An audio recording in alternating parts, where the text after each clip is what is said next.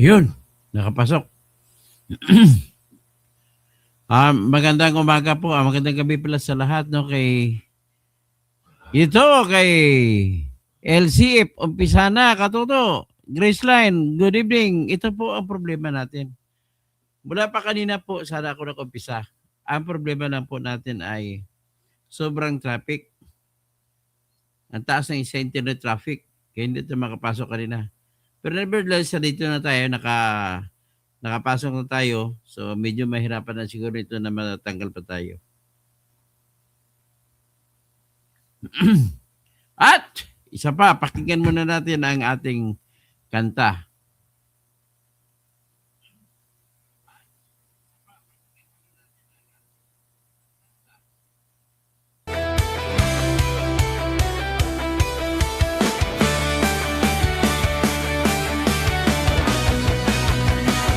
Sa Pilipinas, kilala ang tindi. Hindi kayang bayaran ni numan ng kanyang prinsipyo. Herin Bagyo, Pag may inapi, Dario Arellano, siyang nariyan. Gregorio Babaran. Kapag may bayaran, siya ang hadlang. Hindi pwede i-convict. Sa pananakot ng Kikita nyo, hindi siya mali. ng sino mang mayaman. Kung ang kapangyarihan nila ay Salamat, Dario. inaabuso, hinahawi Rami niya Pinson. ang mano-mano. Kapag ang taong May pagkamalay, nasasakal, siya ang unang sumusugot. Tumatagal, hindi perang sukatan ng halaga, kundi kung sino ang lumalaban para sa masa. Santos Silabi. Totoo kasing tirador, Maya Bagdingi. Marina Manggi. kakampi ng Ayong gabi. naapi, kalaban Ayong ng gabi. sakim naman Mayat na gabi. namon. Totoo kasing tirador, totoo kasing Mayap, tirador, mafia kagabi. hindi kayang bilhin ang PGTA, magandang gabi. Kay Helen Bagyo, Manayang Baga, Rabi. Norberto, Nicolas, Junior, gandang gabi. mga magnanakaw sa pondo ng bayan, nanginginig. Gregorio, wala yan, hindi pa kan, mali na kaso yan. Bawat piso, bawat sentimo, kailangang sagutin sa mata ng tao. Huwag ang ngiti para sa mandarang walang pwesto, para sa sumisip-sip kapag ang hustisya ang pinag-uusapan. Siya ang bantay sa gitna ng laban. Kung may nilulunod ang kasinungalingan, siya ang boses na hindi tatahimik. Sa bawat galaw ng mapagsamantala, may salubong na paninindigan Yeah. niya. Totoo kasing tirador, totoo kasing tirador, kakampi ng naaapi, kalaban ng sakim na buwaya. Totoo kasing tirador, totoo kasing tirador, hindi kayang bilhin ang Magandang gabi, Nerissa Montesa. Ate Heidi Mix, magandang gabi. lahat ng malakas ay tama, hindi lahat ng tahimik ay duwag. Kapag ang bayan ang pinagkakaitan, siya ang unang humaharap. Totoo kasing tirador, Paki-like, kasing tirador, paki-share. ng naaapi, kalaban Like, share. na buwaya. Totoo kasing tirador, totoo kasing tirador, sa taong bayan nagkatayo hanggang dulo. Bienvenido, Riquidillo, magandang gabi.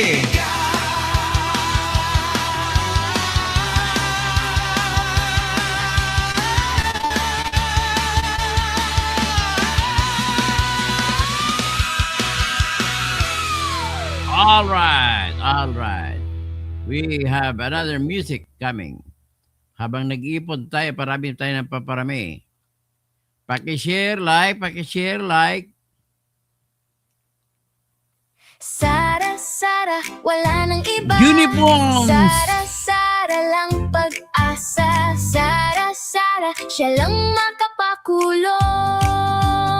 Gusto niyo ba i-discuss natin yung grave threats? ubusin niya. Si BBM Sandro ikulong niya. Si Tamba Zaldi ikulong niya. Tapang at malasakit ibalik para bayan ay manahimik. Durugin ang sindikato sa korte, sa DPUA, sa DS Void, sa PhilHealth. Okay. Maraming salamat, no? O ito. Pero ang i-discuss ko sa inyo, ipapakita ko sa inyo na mali po yung kuha. At siyempre, mali din dito si Kapunan. Natalo ko yung sa Kapunan sa 2 kaso eh. Hindi pa nanalo sa akin yan. Gregory Babaran, natalo ko na siya sa 2 kaso na sinampa niya sa akin na basura. Ngayon, Green, gobyerno, gumastos ng 350M and more at hanggang ngayon, wala pang ebidensya Gregory Babaran. Ngayon, siguro, bilang bonus sa inyo, unahin natin muna yung grave threats. Okay, ganito. May grave threats ba? Unahin natin kung ano ba yung facts of the case. Yung facts of the case po, ganito. Sa video na pinresenta nila ay nagsalita si Sara bilang sagot niya kay Princess Maui na vlogger, sabi niya. Kasi nagtanong si Princess Maui, anong gagawin mo? Kasi merong grave threat din sa iyo na kung saan sa Operation Romanov, papatayin ang lahat ng mga Duterte. So, iyan ang sagot niya. Don't worry, ma'am, may nakausap na ako na isang tao na papatayin niya si BBM, si Lisa Marcos, at saka si Tambaluslos o Martin Romualdez kung ipapatay ako, kung mamatay ako. Yan ang kondisyon. Kung mamatay siya. Kaya kagaguhan, kabubuhan ang kasong grave threats. Hoy, putang ina kayo mga, ano ba yung ginagawa ninyo? Biyado? Wala sa lugar yan. Wala sa libro yung ginagawa ninyo. Nakakahiya kayo. Magpupustahan tayo. Kung hindi lang persahin ni Lisa Marcos at ni Bibiba ang judge kung saan marapol ang kaso, ay ibabasura ng judge yan. Ngayon, the same facts, the same na pangyayari, kinasuhan din ng DOJ, ng NBI, si Sara, ng tinatag na inciting to sedition, binasura ng DOJ. So, perhaps, hindi ko naman nakita ang kanilang rason, pero kitang-kita ko na wala ngang paano mo sabihin na inciting to sedition. Kung walang inciting to sedition na sabi ng DOJ, mas lalong wala yung tinatawag na grave threats. So, ngayon, kung walang grave threats, dapat hindi na sana sinasampa yan. Ang problema, sinampa. So, sino ngayon ang nag-utos sa DOJ? Walang iba. Sino pang boss nila? Si BBM. Ganun lamang po yan. Kaya ikaw, Gregory Babaran, gamitin mo yung utak mo. Huwag ka bang maniwala dyan sa mga mga ugag na yan. Ang utak ko sa libro, grave threats, ay dapat po ang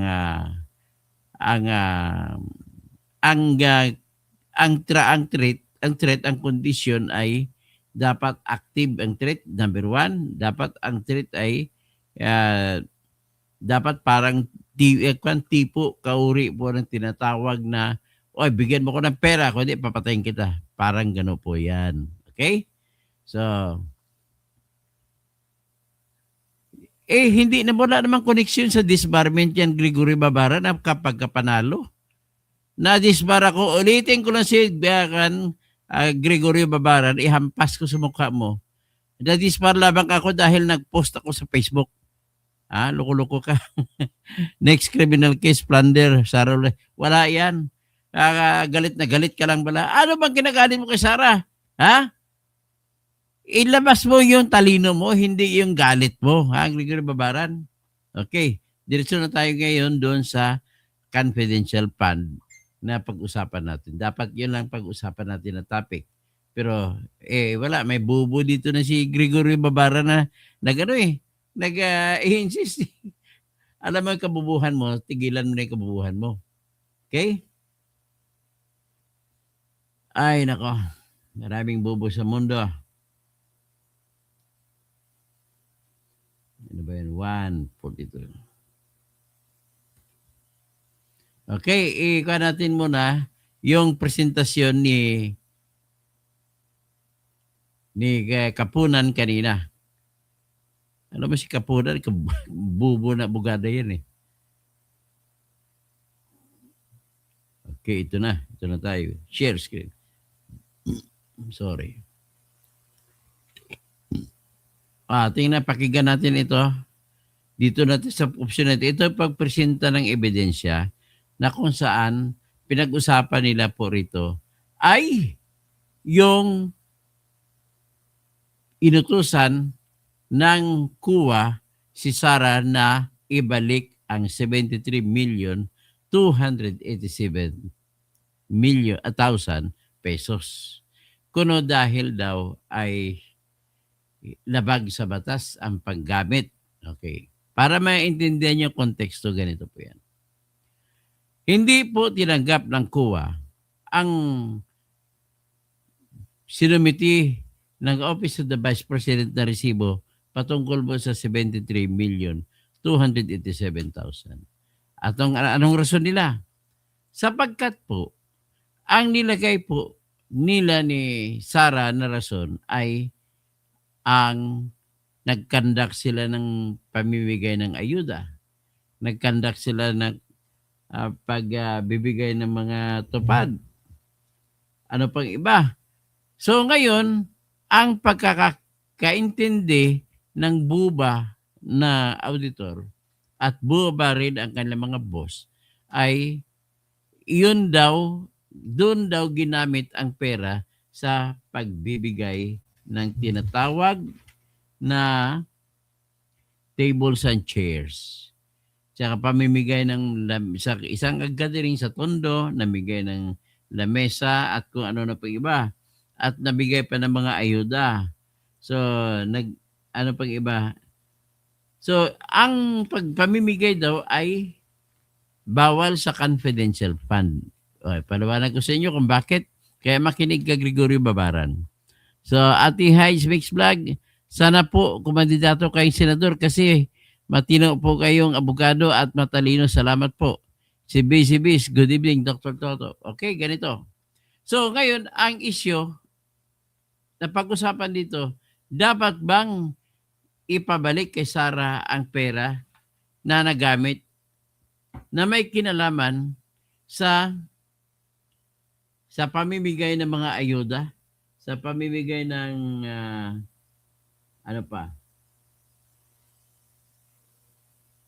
sa mga pamimigay ng lamesa, pamimigay ng kung ano pang iba. Okay, pakinggan natin. Pero ang rason diyan na bakit sila bobo, ganito.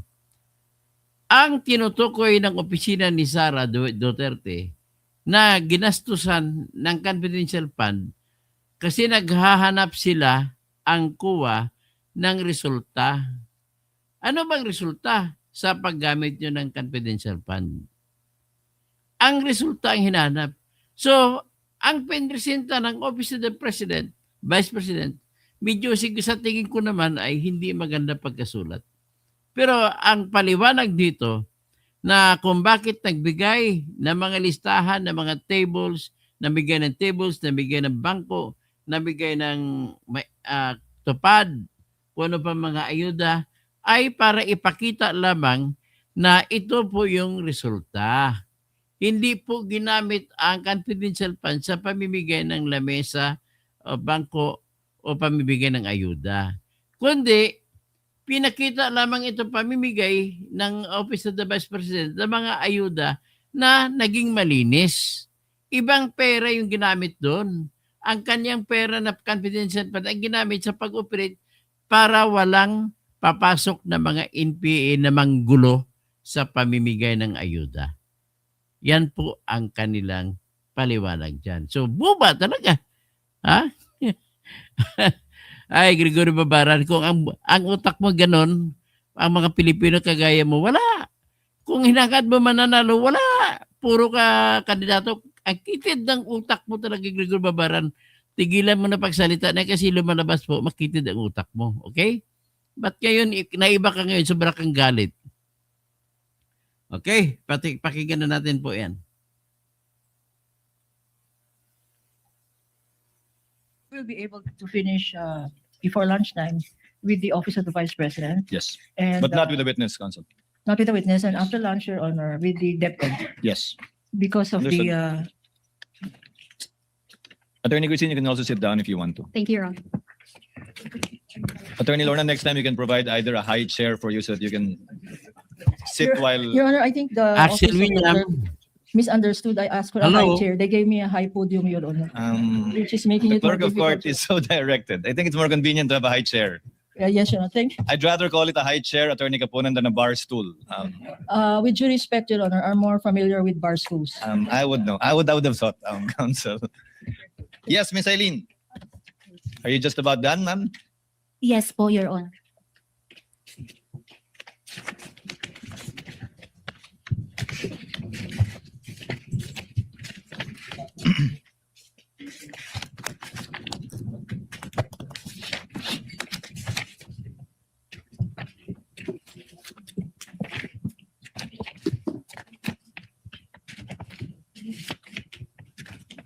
Yan siya maingay. Kasi yung si Ocampo na auditor ay tinitingnan lahat ng mga papel.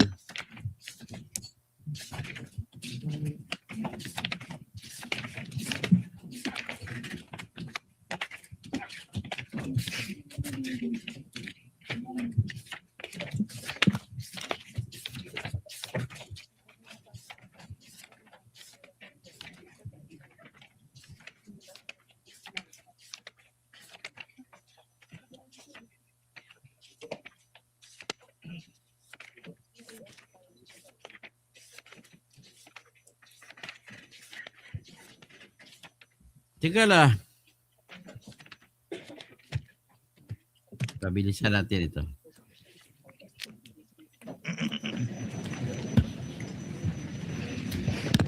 Are you ready, Miss Eileen? Yes po, Your Honor. Thank you, Attorney Madam. Lorna, you may proceed. With the permission of this honorable court. Thank you, Madam Witness. You have gone over FIORS or Protective Intelligence Operations reports, which were attached to the Office of the Vice President's response for the first and second quarter of 2023.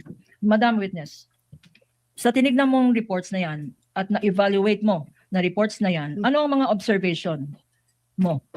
Doon po sa Protective Intelligence Operations Reports, ito po ay inattach nila kasama yung certification as documents evidencing success. And based po sa aking evaluation ng mga PIORs, ang nakalagay po rito is ang date and locations ng mga engagement ng Vice Presidents, kasama na din po yung mga satellite offices nila. Nakalagay din po dito yung probable threats doon sa mga activities na ito, pati na rin po yung narratives ng timeline of events magmula sa planning stage, actual operation, and post-operation. Pero during the evaluation po ng documents na ito, hindi ko po nakita yung particular accomplishments po na magwawarrant sa payment of rewards. Bakit sinabi mo na Ngayon, ang napakahaba? paliwanag ganito. Paliwanag ni Sara Duterte sa opisina niya na kung saan napunta kung anong resulta ng kanilang.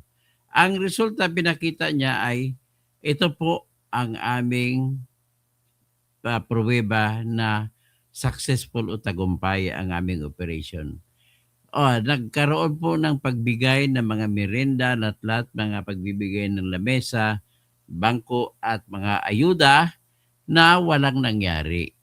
So, ibig po sabihin, dapat sana kinlaro ng mga opisina ni Inday, Lustay Kuno, ay ang mali doon pagkasalita. Dapat sinabi na ang pera na sa pamimigay ng lamesa o merenda o Christmas party o whatever na mga ayuda ay hindi nanggaling yon. Ang pundo doon hindi nanggaling sa confidential fund.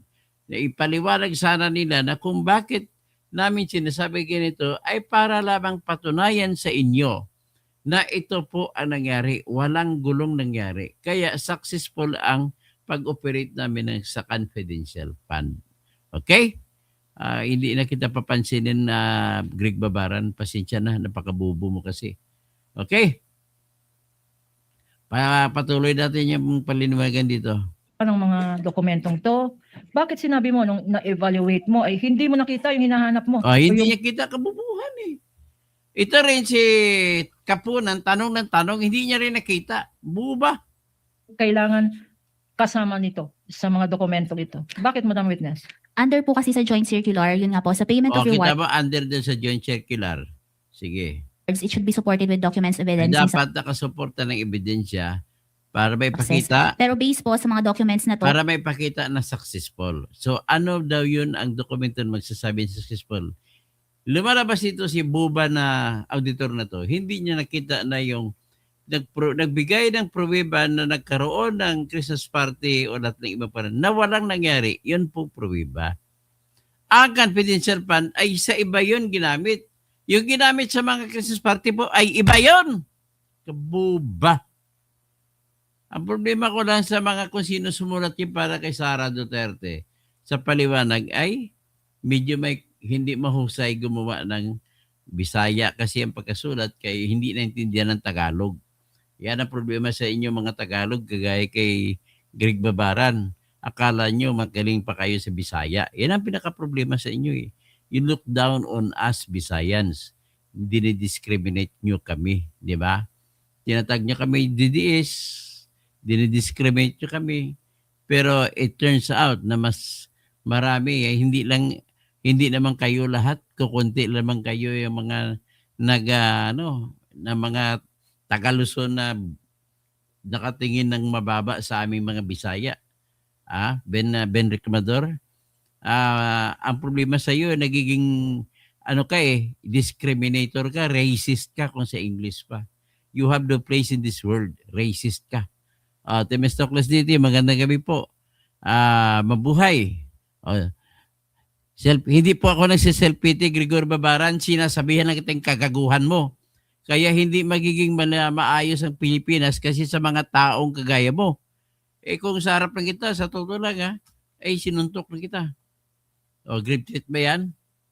Kung magkaharap lang tayo, sa totoo lang, bubugbugin kita. Huwag ka magsalita ng gano'n kasi mga salita kaya gano'n. Halimbawa, sa gitna ng puti at saka itim, may mga salita na tinawag mo na negro, edi pangit sa kanila yon. Kagaya rin sa aming mga Bisaya, huwag kami tawaging bobo, didiis, didilis. Kasi discrimination yan, Ben Reclamador! Puking ina mo. Okay? ang nakalagay lang po dun sa Ito ba certificate, isa kabubo naman ito?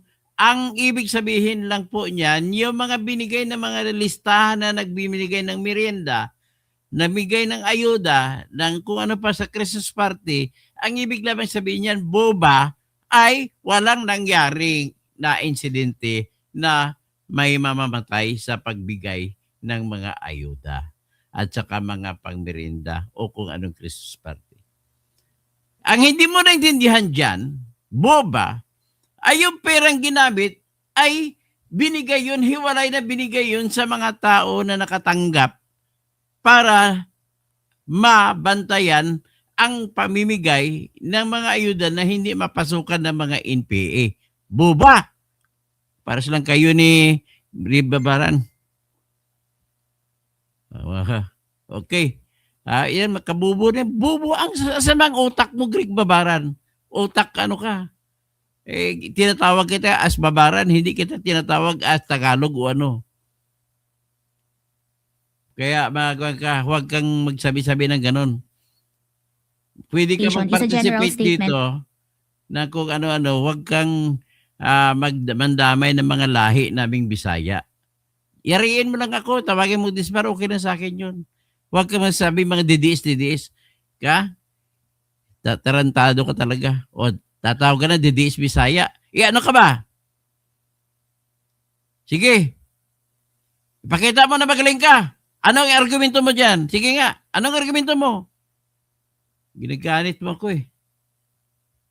Eh kung ba, hanapin talaga kita. Kung saan ka man sa mundo. That there were no untoward incidents dun sa mga engagement ng Office of the Vice President together with the implementation ng programs. Pero hindi po ito Ano-ano? naging sapat. Ano-ano itong mga programs na sinasabi nila na pinaggamitan ng confidential funds? Wala ka bang nakita dito sa mga sinubmit na kadami-daming mga dokumento? Anong specifics nitong activities allegedly na pinaggamitan? May mga activities po sa mga meetings, mga attendance po sa mga festival, ganun po. Tsaka yung mga engagement din po ng satellite offices. Hindi ba qualified to? Hindi ba allowed ito? Yung mga nagmi-meeting, nagmi-meeting. Ayan o. Paano mo malalaman? Hindi How naintindihan. can you Hindi ascertain that- naabot ni Kapunan. Kaya yan po, yan ang pruwiba ko na bakit sa dalawang kaso na nagkaharap kami, hindi siya nanalo sa akin. Kita niya kabubuhan niya.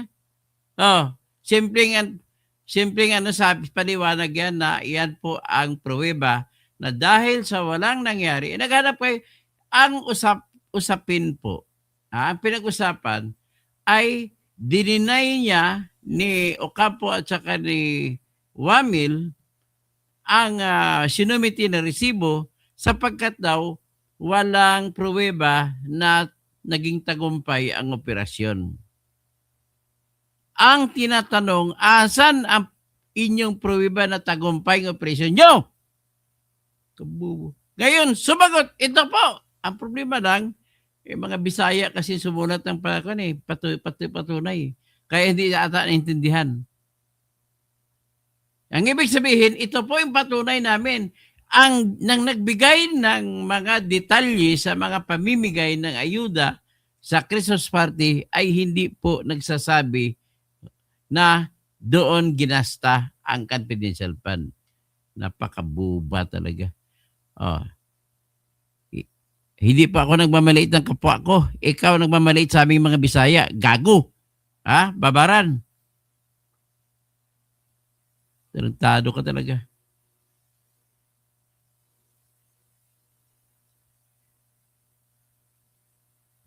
Okay lang yung dilis na high omega, kinakain kong dilis, pero wag mo kami kasi ang intonation, ang ibig niya sabihin pag dedilis, pag tinawag mo kong dedilis, ay ibig mo sabihin dyan ay sinasabi mo ng mga bubo kaming Bisaya. Ganun lang kasimple. Okay? Hindi lang lahat mo, sabihin mo lang ako bubo. Huwag lang yung mabuong Bisaya lahi. Walang problema yan. Kahit ako lang birahin mo, walang problema yan. These meetings are indeed to discuss confidential activities. Kasi po ang nakalagay lang po dun is kung ano yung mga activity na inattendan doon po ng Vice President. Kasama na rin po yung mga programs ng mga satellite offices niya, pati po yung libreng sakay program ng OBP. Libreng sakay program. Hindi po napunta doon sa libreng sakay ang pera. Pinaliwanag, kaya lang medyo masama lang pagkapaliwanag, hindi maintindihan. Hindi marunong managalog yun eh. Sinasabi lang na walang nangyari sa mga libreng sakay dahil ang galing ng seguridad. Na ang seguridad naman ay ginastosan ng confidential fund. Intindies? Opo, kasama po dun sa PIORs. Hindi ba ito confidential? Ayan Yung naman, libre na sakay na yan. Natutukoy naman ito si Lord Kapunan na yung libre sakay daw confidential. Parang pinapalabas niya na napakabubo ni Sara, but dito niya ginamit ang confidential fund sa libreng sakay. Hindi po. Ibang pundo yung ginamit sa libreng sakay. At ang pundo ginamit ay para magbabantay ng libre sakay na para walang mga manggugulo at papatay. Ang tamang paggamit ng confidential funds.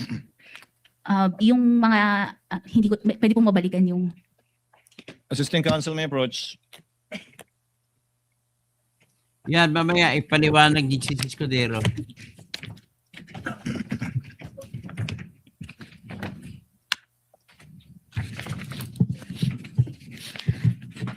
say po dito na activity nila is provided rice box to Morsha fire victims. Sandali.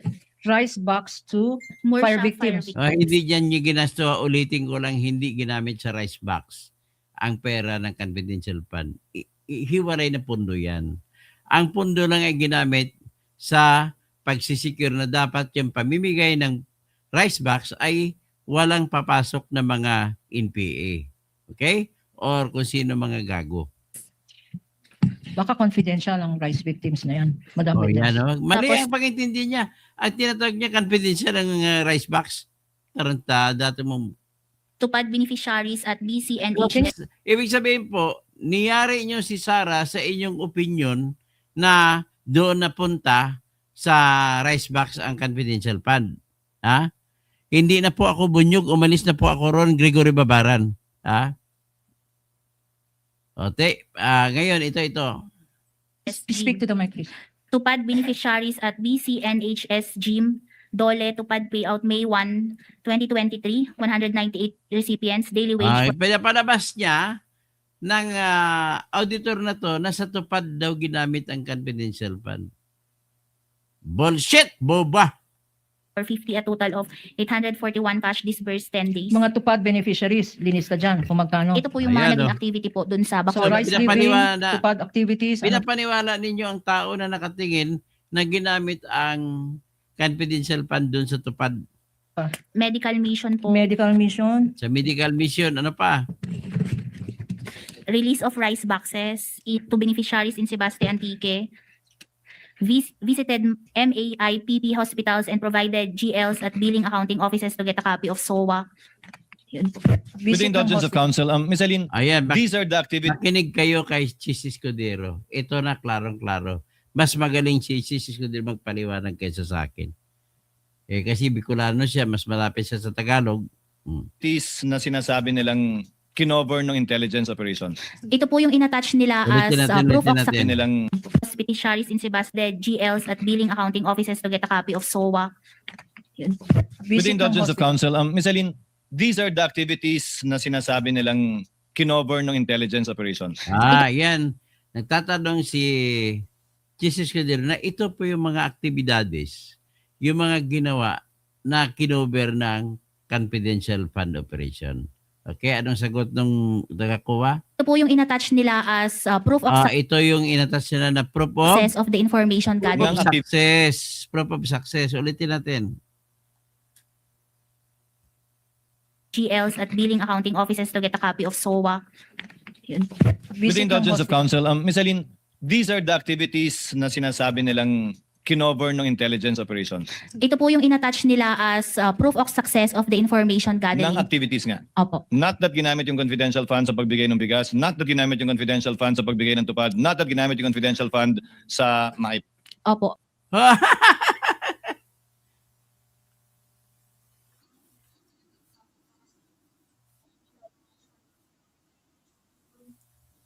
Ito, i-add natin ulit. Ay. Dali lang nawala tayo. Ayan. AIPP hospitals and provided GLs at billing accounting offices to get a copy of SOA. Yun po. With the Visit ng indulgence of hospital. counsel, Ms. Eileen, these are the activities na sinasabi nilang kinover ng intelligence operations. Ito po yung inattach nila as proof of success of the information Ng gathering. activities nga. Opo. Not that ginamit yung confidential fund sa pagbigay ng bigas, not that ginamit yung confidential fund sa pagbigay ng tupad, not that ginamit yung confidential fund sa MAIP. Ang galing ng cross-examination mo, Tis. Po. Bale po, ito yung naging activities ng Vice President po. Pero Na- hindi po yung confidential fund yung ginamit dito. Na naging ligtas siya, ika nga. Opo, base sa parang protective conducted activities. surveillance activities po sa mga programang ito. Okay. O yan. Naliwanagan na. Ngayon, kahit na ganun paliwanag, ang buba na auditor na to, hindi doon sapat yun. Proceed, counsel. Again, para sa record, itong mga activities daw, yung mga rice giving, yung mga tupad na yan, doon siya nag-conduct ng surveillance activities. Yung bang sinasabi mo, Madam Witness? Ang nakalagay po kasi dun sa certification, nag-conduct siya ng confidential activity, surveillance activities before parang ang pagkakaintindi ko po dito is yung nag-conduct sila ng surveillance activities Pagkakaintindi, ibig sabihin, niyari mong presidente sa pagkakaintindi mo lang. Tama ba yan? Ha? Oy, Gregory Babaran, ayusin mo na naman ang pagkakaintindi mo. Mali na naman pagkaintindi mo. Sasabi mo, ang OVP ang personal na palang gumagawa ng ebidensya. Hindi po! Ni-report niya lang yun na, na ang OVP office ay nagpakita ng ebidensya. Oh, walang nangyari. Successful ang aming operation. Ganon po yun ibig sabihin dyan. Hindi po ginamit sa pamimigay ng bigas ang pera sa confidential fund. Hindi ginamit ang confidential fund sa pamimigay ng mga libreng sakay, mga tupad, guarantee letter, kung ano na pa mga gathering nila. Yan po ang ibig sabihin dyan, Greg Babaran. Okay? Okay, ito klaro. So, ibig sabihin, let us leave it at that. Iwanan natin sa ganong sitwasyon. Mauwi na lang tayo po sa sitwasyon sa tanong, tama ba ang judgment call ng COA na hindi tatanggapin ang paliwanag? Yun lang po yan. Yun lang kasimple. Oh. Before the engagement of the Vice Ulitin President. natin, Conduct ulitin sila natin. certificate. It is, yung bang sinasabi mo, Madam Witness? Ang nakalagay po kasi dun sa certification, nag-conduct siya ng confidential activity, surveillance activities before parang ang pagkakaintindi ko po dito is yung nag-conduct sila ng surveillance activities before the engagement of the Vice President po. Parang At sinabi mo na kasama to sa notice of disallowance. opo, kasi hindi napapakita ng mga dokumentong ito kasama yung certification na there was success in the information gathering and surveillance activities. Kasi yung statement lang po is there were no untoward incidents. Hinahanap ko po kung ano yung Pag sinabing, Madam Witness, pag sinabing there were no untoward incidences, hindi ba evidence of success yun? Walang yung mga komunista, yung mga terorista. Naintindihan na ngayon ni Kapunan. So lumalabas po, nabalik talaga pala si COA auditor. Imbis na nag-away-away, tumanggap na lang ng rice pack, tumanggap na lang ng tupad. Hindi ba Hindi successful? ganon. Buba ka pa rin eh. May nagbigay ng rice pack, ibang tao yung binigyan. Ngayon, walang gulo dahil sa operation ng confidential fund na surveillance, natiktikan at nabantayan kung sino ang dapat bantayan. Ibig sabihin po, successful ang kanilang operation at nalaman nila kung sino yung mga manggugulo at hindi na nakagulo. Okay? Yung ang tumanggap, ibang tao yung tumanggap ng mga tupad. Tapos yung libreng sakay o kung ano pa. Iba po yun. Hindi sila nag-away-away? ang hinahanap ko po kasi dito, sample po doon sa isang activity is nakalagay probable threat, CTG, parang ganun, NPA po. Ang hinahanap po kasi is payment of rewards. Meron bang dun sa probable threat na yun, may nahuli ba? Parang ganun po. Yun ang magwa-warrant ng payment of rewards po. At wala kang ganon Yun po ang na nakita hindi sa po evaluation mo, Hindi Madam? niya kita kasi buba ka. Nagwawarant. Yun daw yung pamimigay niya, nagwawarant ng pamimigay ng ayuda. Yun daw nagwawarant na walang untoward incident. Mali, buba. Ginamit po ako, halimbawa ganito. Ako si Sarah, namigay ko ng pera kasi sinabi nga niya bago namigay ng ayuda ay nagsagawa muna ng operation. Para masiguro kung itutuloy ba pamimigay mo ng ayuda, kung hindi, alamin muna natin kung delikado ba ang lugar o hindi. Ganon po yun ang ibig sabihin. Hindi po ginamit ang confidential fund sa pamimigay ng guarantee letter, ng tupad. Kasi ibang pundo yun eh. Bigas, libreng sakay, ibang pundo yun. Naintindihan na ninyo? Sa tingin ko naman, nakaintindi na kayo. Greg Babaran, nakaintindi ka na? Bendic Amador, nakaintindi ka na rin? So wala. Lumalabas po, walang kasalanan si Sarah.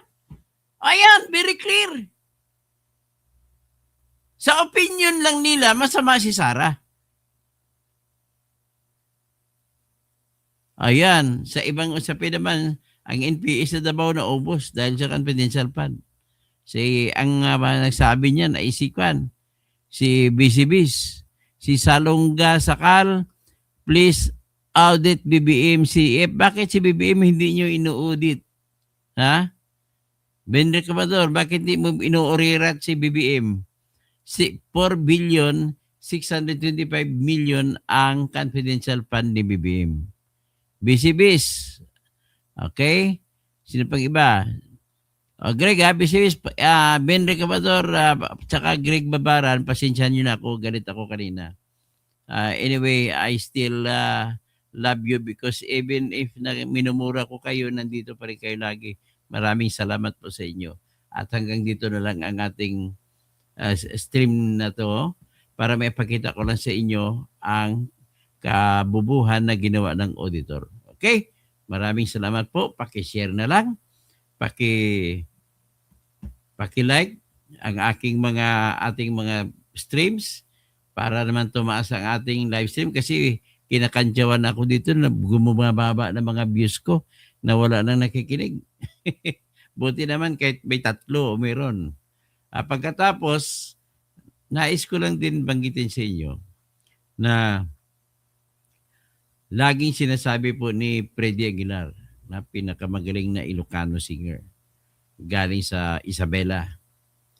Kinuwento niya, nagkwentuhan kami noon na lagi daw siyang pinapalo ng tatay niya. Chief of Police kasi sa Isabela na bayan, itong tatay ni Freddy, sabi niya sa akin. Sabi, gusto kasi ni Katuto, tawag sa akin Katuto, na ang tatay ko gusto niya maging abogado ako. Hindi ang dinadala-dala ko, hindi libro, kundi gitara. Kaya nagagalit sa akin ang tatay ko, puro libro, puro gitara, walang libro. So, ngayon, lumayas daw siya sa bahay nila at nalaman na lang, natuwa naman tong tatay niya nung sumikat yung nang isilang ka sa mundong ito. Yan, sa anak na kanta niya, sumikat siya doon. At tuwan-tuwa naman ang tatay niya kahit papano. So, Romain Bengson, Dr. Toto, desperado na yata sila. Kaya sa sobrang desperado, para nila ma-reinforce ang kabubuhan ko ni Sarah, nagsampa na naman sila ng tinatag na grave threat sa korte. Okay, bumalik po kayo pag-usapan natin na hiwalay na pag-usapan ang grave threats. Maraming salamat po.